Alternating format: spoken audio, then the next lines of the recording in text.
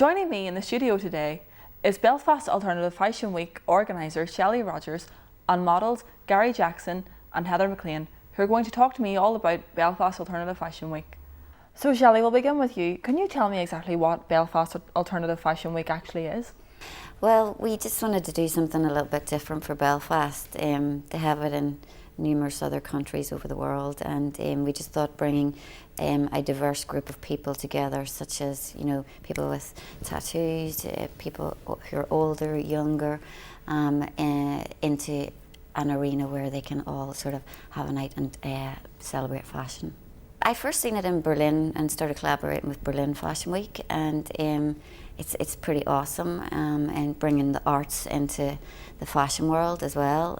So there's a lot of artists work in Berlin Fashion Week, along with designers and along with commercial fashion. So we just decided to bring it to Belfast, basically, and let's see what happens. And Shelley, what is actually so different about Alternative Fashion Week? How does it differ from regular fashion weeks? I think we cater for a lot of different types of people and genres, and I think that's how it differs. And also, we have again a lot of artists working on it. We have Victoria Guggenheim coming from London, who's a body painter. We have stylists, hairstylists, all different, that are going to be working on it that wouldn't normally work on Fashion Week.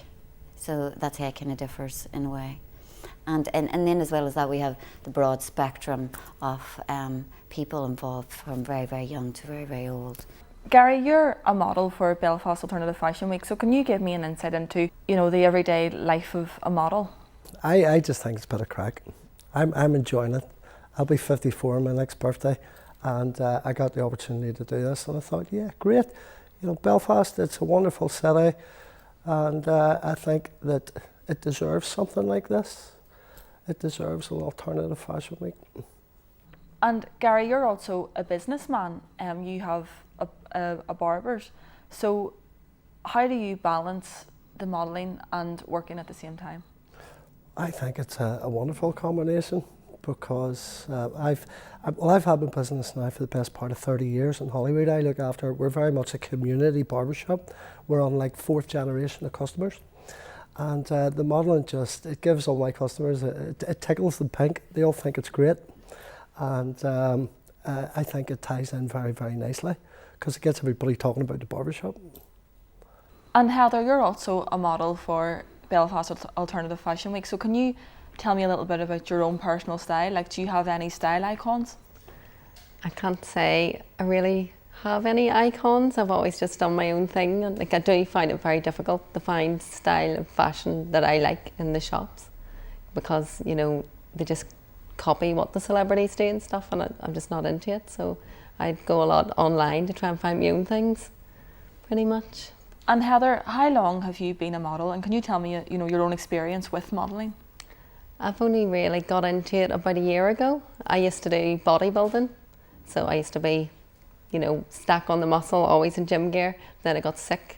I got a muscle wasting disease, and to make myself feel better about how I looked, I thought, right, I'll do a photo shoot and get it out there. Yes, I am happy with myself like this, try to convince myself. And then Shelley saw the photos, and that's how it all started.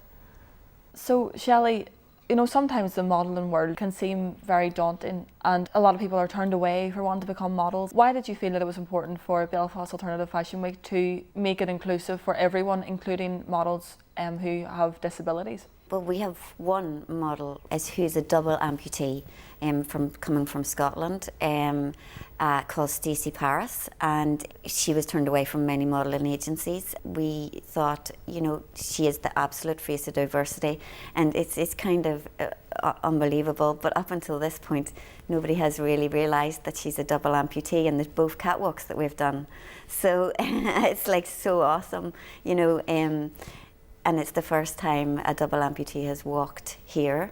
In this day and age, fashion is very daunting. It almost seems so people have to look a certain way to be in magazines. When people buy magazines, there's very much this image of perfection portrayed in the magazine. So do you think it's important to have these events to illustrate that beauty can be seen in all different ways, and it's particularly important for young girls to see this? Definitely, definitely. Although myself, I never thought I had to be that skinny model. I've got a teenage daughter and a 12-year-old daughter, and I know they look at these models and think that's what they have to look like. Like my daughter would be about a size 8, think she's fat because she doesn't have a thigh gap, and that's just the way it's portrayed in all the catwalks and all the magazines.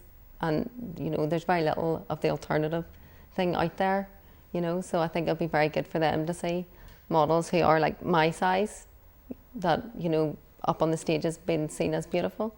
Gary, what do you think that Alternative Fashion Week can bring to Belfast? Well, I mean, I'm old enough, I'm an old punk, and that ethos never really goes away.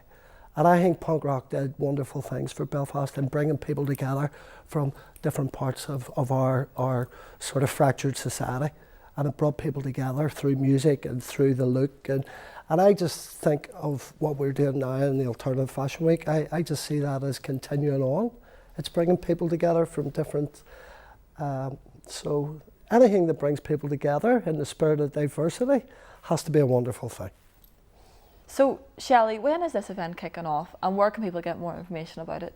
Okay, the event's kicking off on the 15th of November in the Elmwood Hall in Queens. It's our Fairy Tale and Gore night. The second event is the 16th of November, and it's in Europa, and it's the Body Art and Ink. The third event is on the 21st of November, and it's Titanic Queer, but we're hosting it this year in the Europa as well. And then our final night is in the Whitla Hall, and it's our grand finale of audio, visual and sound, and it's the 4th of December. So yeah, they're kind of spread over a couple of weeks, even though we're called Belfast Alternative Fashion Week, but because it's our first one, we kind of wanted to get everything right. So you can find all the information on www.equalfashionmagazine.com, and it's got nearly about a page of information on each one. You can also buy tickets there.